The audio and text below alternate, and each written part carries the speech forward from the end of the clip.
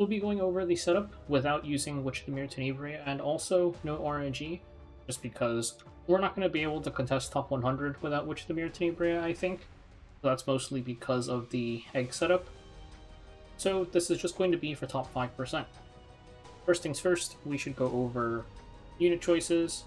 For your healers, besides Mascot Hazel, really it's just any healer, it's top 5%. I think Katie's is really nice, she's really easy sustain.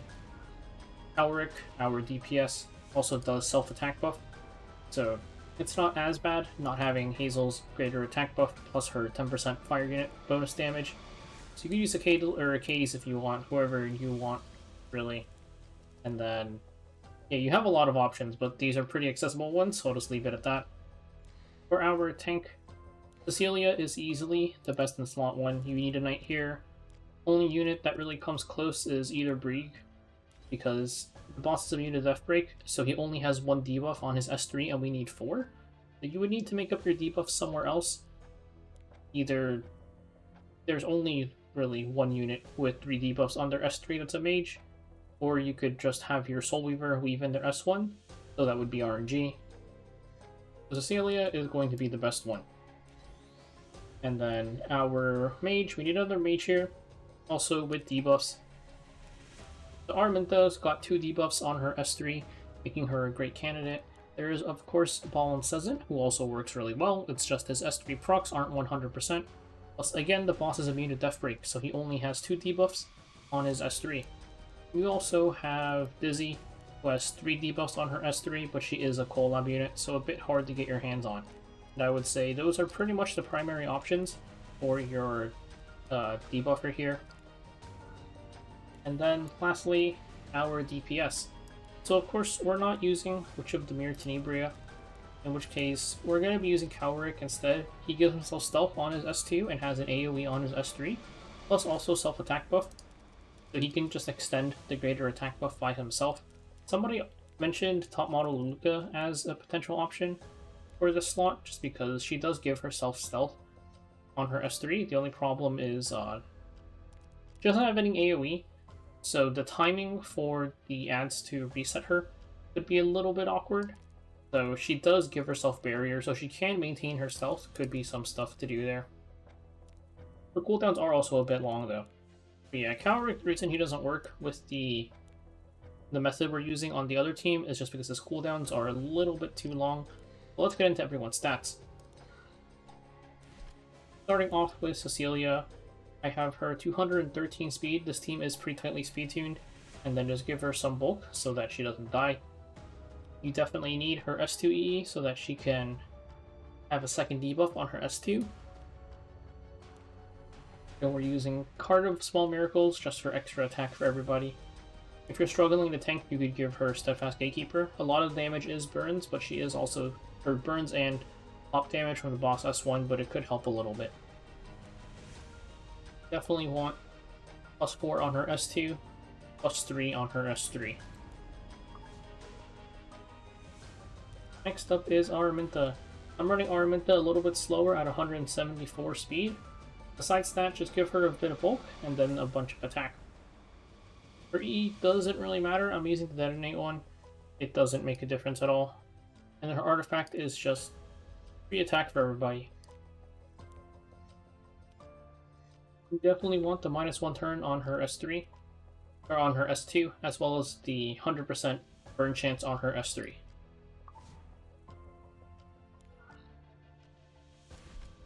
For Mascot Hazel, I've got her 230 speed, and then besides that, it's just HP defense and maybe attack if you want.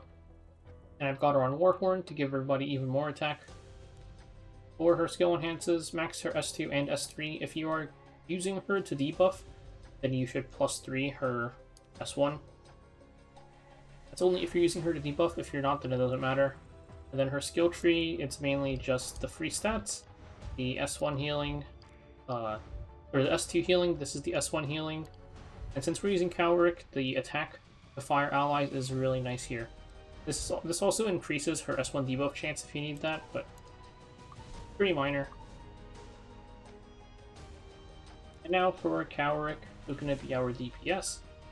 we have him just on Destro crit, though I did drop some crit damage just to give him more speed, just for speed tuning purposes. First is S3, now we get the one that increases his attack before using his S3, and then EE, or his artifact, Cool Mischief. So his abilities, with S2 gives him stealth and increased speed. This increased speed helps a lot because he gets stealth on this attack, and then his big damage is on this attack. So the way that works is you have to S2 and then S3 before the eggs attack, because he has no barrier, so he's not going to be able to maintain stealth. With that in mind, that's also why I gave him more speed, just because the speed with the speed buff lets him not just get lapped by everybody, and you still need speed on everyone else ideally, just because you have to get the boss to 60%, and also timings on your debuffs and whatnot, so I just found it easier to give him a bit of speed. That's why I have him at 145. That is it for everyone's stats and everything, and now you can take a look at the run.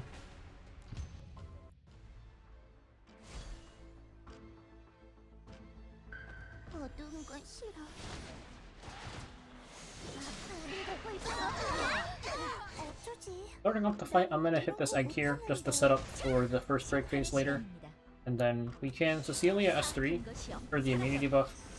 And now we're just waiting for the debuff nullifiers to go up. So we are going to heal with Hazel. The first break phase is always different from the other ones just because everybody starts at 0 CR. So we, pretty much as in every single haul, we have to do things a little bit differently in the first phase. And then we'll see some of the differences between Kawerik and Tenebria soon. But here, the debuff nullifiers go up, so we can S2 for our first two debuffs.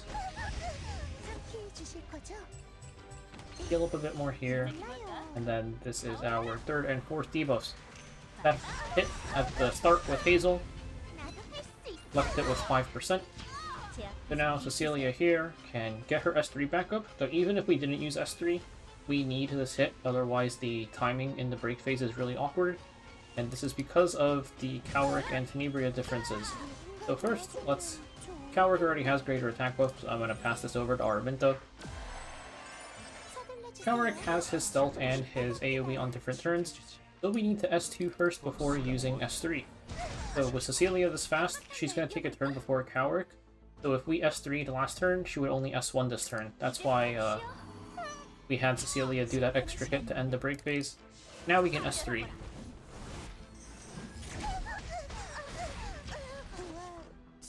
Hazel is just going to S2. And we can do our AoE. You'll see Kawerik has no way to protect the stealth, so he does lose it there unfortunately. Though his cooldowns are too long anyways. It's 4-turn cooldown instead of 3 turns, so he can't just spam it like Tenebria can. Otherwise he would, if he had stealth and AoE on the same turn plus barrier like Tenebria did, it would probably be better just because he's fire. But instead we'll S2 here. Now we just need Kawerik to take his turn again and we'll be fine.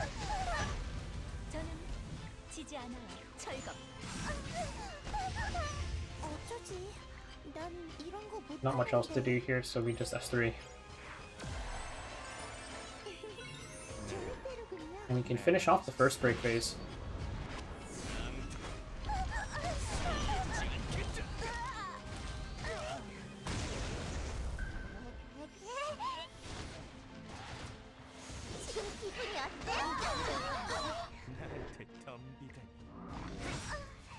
Pretty much the same as before, we're just going to heal up real quick, and then we'll S3 here, and we're waiting for the debuff nullifiers.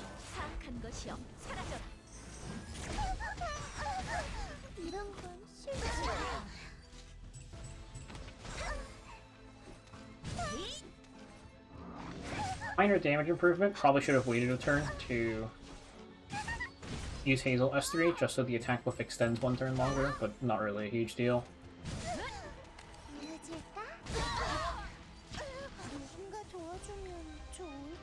And it's better if we... I'm trying to think. Do we need to S3 here? I think we can. We can actually just extend it here. Because the timing here is fine for Kawerik to S2 on this turn. We didn't do it in the first phase, just because WTene was going to AoE, so it would have revealed him. But here it's fine. Cecilia takes her turn here, and will enter the second break phase. So Hazel can use her S2 here. It's going to be a little bit different here, where we just S3 with Kawerik, and it's not going to instantly proc the eggs, because Cecilia still has to use her AoE.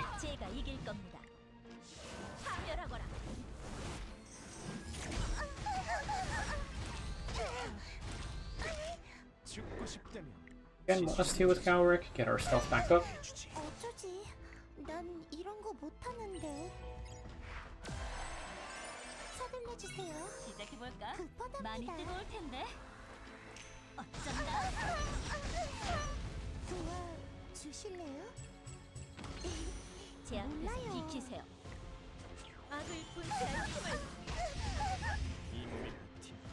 Use Kawerik S3, and you'll notice we still have one hit left.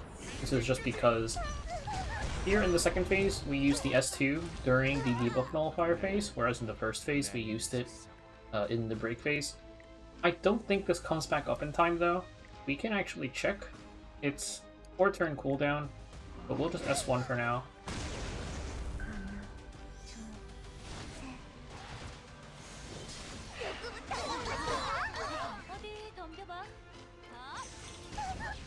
Damage is looking a little bit scary.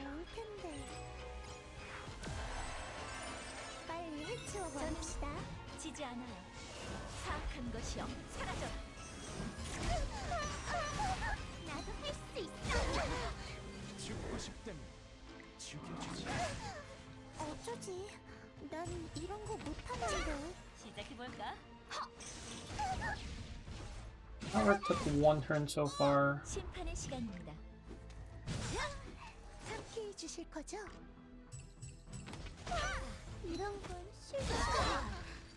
This would be a second turn, so it definitely would not have come up in time.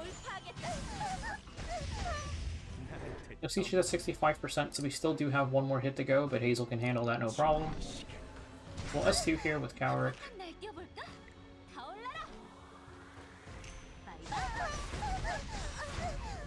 We can actually check. Does Cecilia have her S3 up? She does not, so we are not going to handle that with Hazel. Let's skip this last hit and save it for Cecilia, just like we did in the first break phase. And S1 here. You're in.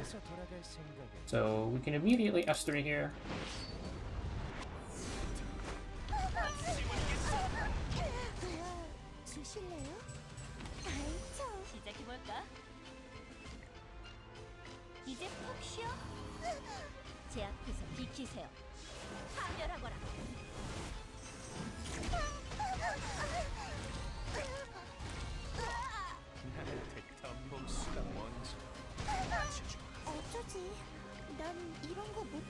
Pass this over to Aramintha.